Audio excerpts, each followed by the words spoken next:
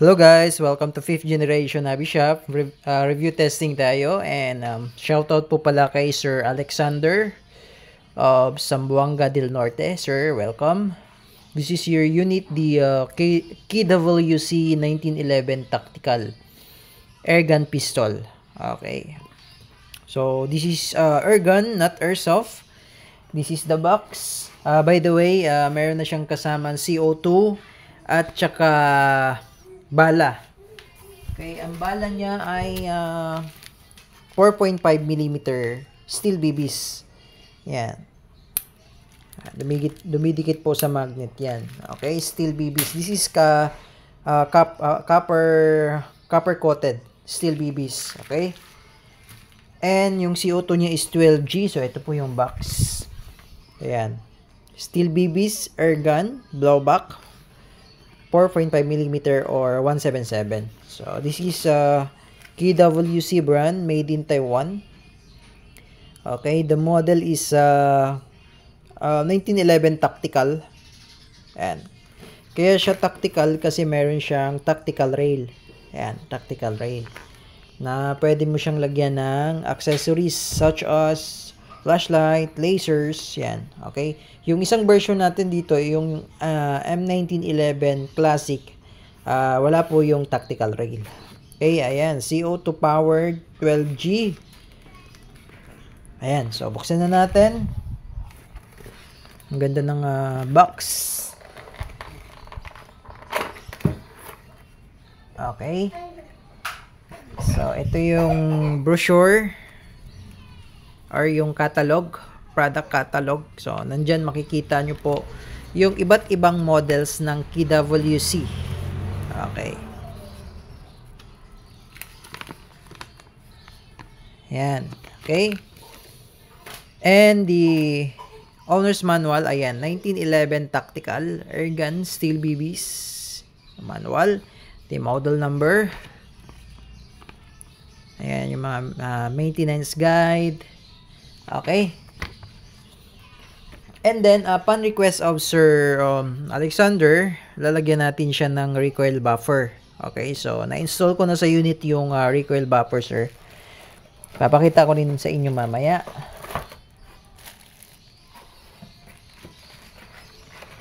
Tingnan natin kung ano pang mga kasama. Okay, meron siyang silver coated na steel BBs. Also, steel BBs yan. Dumidikit talaga siya. Ayan. Okay. I think this is 200 shots. And yung Allen. Pampihit. Okay.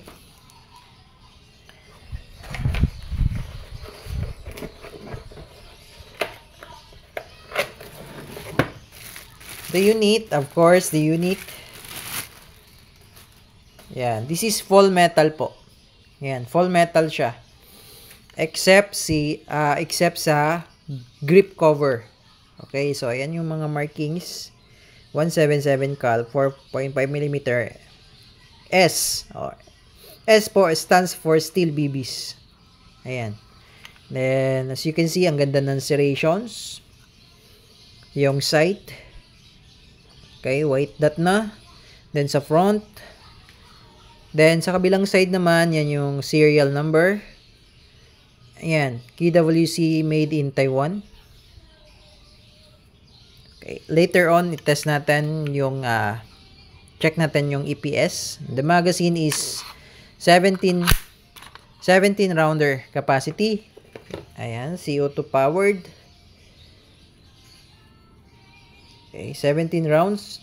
At ang nagustuhan ko dito, yung follower niya ay steel na. Ayan, steel na yan. So, maganda siya. Hindi siya na pupudpud.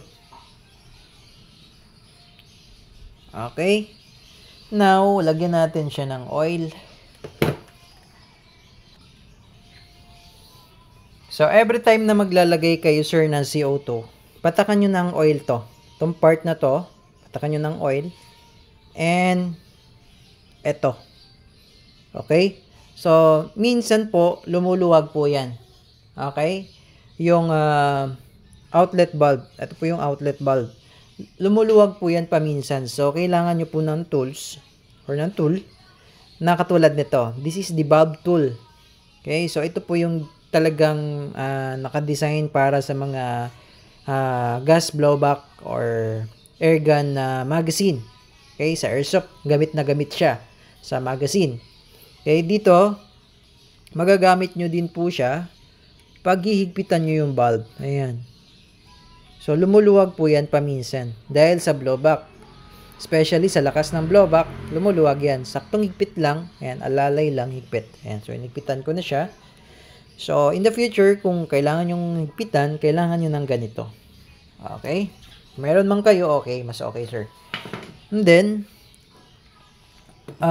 pwede nyo ring lagyan yung pinakadulo ng CO2. Ito, pwede nyo ring lagyan yan ng oil bago nyo siya ilagay doon sa magazine. Yan. Konti lang. Then, lagay na natin yung CO2.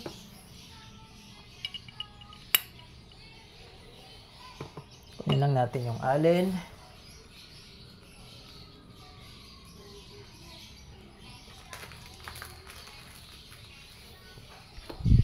Okay. Adjust lang natin yung cap para mag-fit.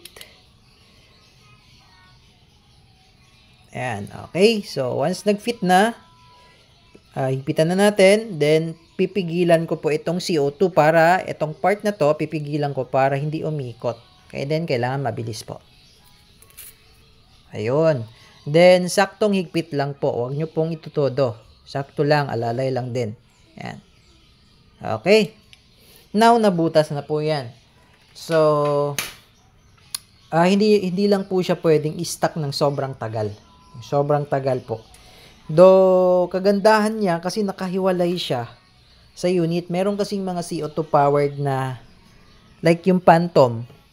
Meron kasing CO2 powered na andito po yung lagayan ng CO2. So, pagka nagkaroon ng malfunction or singaw, kailangan mong baklasin yung buong unit. But this one, pag nagkaroon ng problema yung magazine, only the magazine itself yung aayusin natin. Then, meron naman tayong available na extra. So, I mean, meron po kayong mabibiling magazine. Okay? So, yun yung kagandahan niya. Okay? Kasi, nakabukod yung CO2. Okay? So, ayun. Now, itetest natin, titingnan natin yung EPS. Kung ilang EPS. So, I'm using the Crossman 4.5mm 5.1 grains. So, ito po yung ginagamit ko kasi meron siyang bigat. So, ko-convert ko siya into grams. That's 0.33 grams. So, I'm using 5.1 grains by Crossman. I don't know kung ilang grains po itong silver coated, no? Di ko alam kung ilang grains po kasi wala po siyang naka-indicate. So, para lang masukat natin sa chronograph, yung tamang timbang, ang gagamitin natin yung Crossman. So, maglo-load lang tayo ng dalawa. I think dalawa lang muna. So, sa paglo-load pala, sir, wag dito. Wag dito. So, bali, ibababa nyo yung spring. Yan, dito. And then, meron siyang, ayan, meron siyang parang, ano, ayan, entry. Ayan. So, dyan nyo ilo-load yung BBs. Yan. Okay. Then, ayan. 17 rounder, maganda yung spring, matigas. So, pwede mo siyang punuin kahit 17 kasi matigas yung spring. Yan, hindi katulad sa mga airsoft na malambot yung spring. This one, matigas. Okay? And then, ito po, yung nilagay nating buffer. So, papakita ko sa inyo, sir.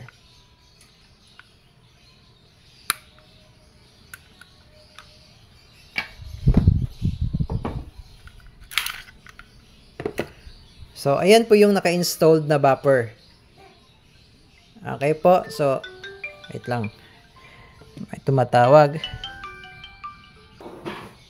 So, ayan po yung recoil buffer, Sir Alexander, na nilagyan natin. So, isang buffer lang. Yung kulay white. Yung stock kasi yung manipis. Yan. So, Pakita ko lang sa inyo, babaklasin natin. Ano? Yan. Ang kagandahan niya, mahaba yung spring. Yan, haba ng spring yan. Oy! Nalaglag yung cap. Okay, so this is, meron siyang, yan, katulad niyan, hindi katulad sa airsoft, meron siyang, meron siyang tension spring sa barrel. Buksan natin. Sa airsoft, usually wala eh. Yan, may spring siya. And then, the hop up, naka-fix na po siya. As you can see, wala siyang hop up wheel. Nakatulad ng mga ibang units na may mga hop up, no? This one, fixed hop up na po siya. Okay, yan, fixed hop up. Yan, solid talaga siya. Yan, at kagandahan niya, meron siya ditong lock na hindi siya gagalaw. Ayan, papasok siya doon. Katulad sa mga John Wick, ibang model sa mga KGW, meron din ganun eh. Ayan. So, naka-fix hop up po siya. Okay? So, yun yung nagustuhan ko din kasi hindi na ako mag-a-adjust. Ayan. So, ang ganda ng internals niya. Okay? So, balik natin.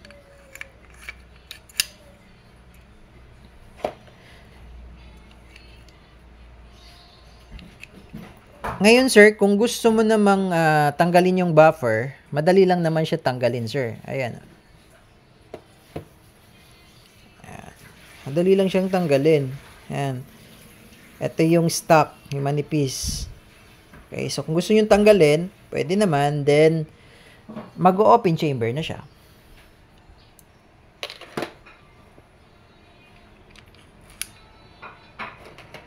Haba ng spring yan.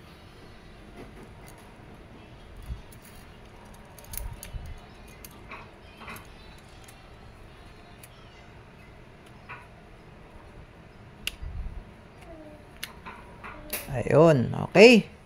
So, ganun lang. Ganun lang kasimple yung system niya. Madali lang siyang baklasin. Okay? Lalagyan ko na rin siya ng grease para smooth talaga yung part na to. Okay? So, ayun. Ayun lang, sir. Pinakita ko lang sa inyo. Balik na natin.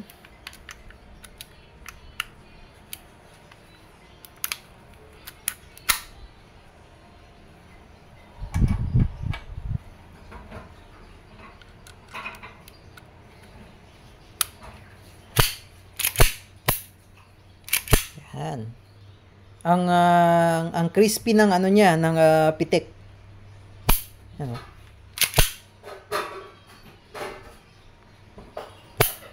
Yan. So, now, proceed tayo sa, so, ayan, pakita ko lang sa inyo pala na hindi na siya aabot.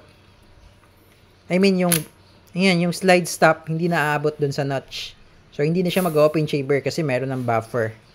Okay, ang kagandahan nun, etong part na to, hindi siya mapupudpud. Okay, kasi hindi na siya maglalaki. Okay? So, ayan. Full metal po siya. Full metal.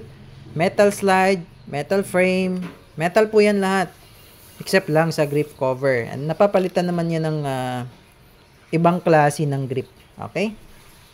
So, ayan. The 1911 Tactical. Ngayon, proceed tayo sa chronograph testing. Tingnan natin kung ilang EPS. So, ayan na-set up ko na yung ating chrono. 4.5mm yung diameter and 0.33 grams yung mass weight. Yung mass weight ng ating BBs. Dahil 5.1 grain siya, kinonvert ko siya into grams. Okay, so ngayon testing, malalaman natin kung ilang EPS. Okay?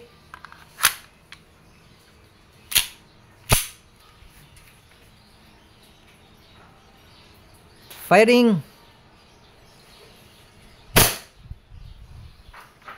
I think nag-ear. Ear siya, sir. Kasi, laki. Yan, 1667.5 EPS.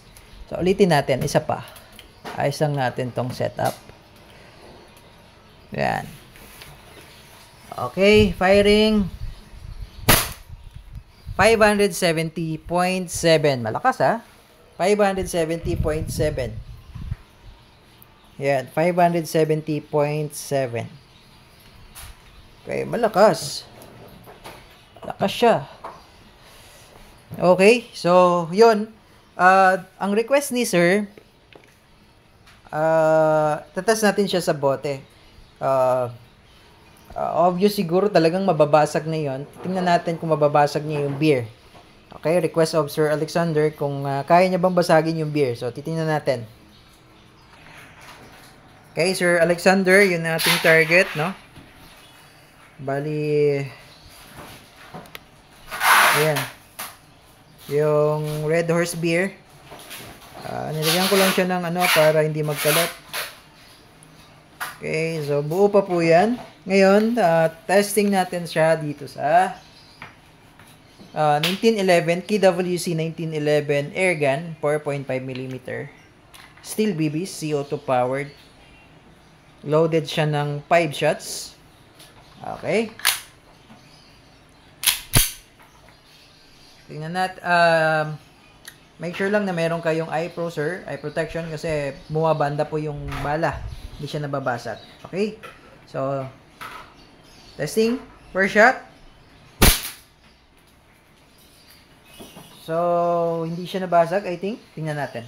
Lapitan natin. Baka kasi tumagos lang. Ayan. Nabasag siya. Nabasag siya. Ayan. Nag-crack eh. Ayan o. So, nabasag. I think tumagos. Dahan-dahan lang natin.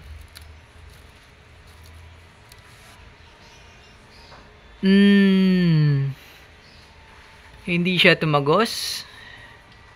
Parang hindi tumagos eh. Pero nabasag siya. Nag-crack siya eh. Wait.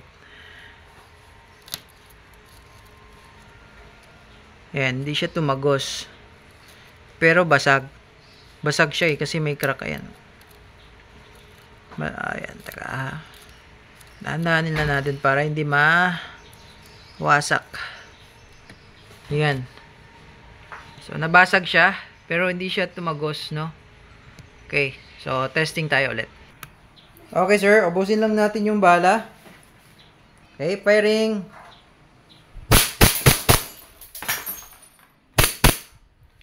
Ayan, so hindi na siya nag-open chamber dahil nga naka-buffer tayo.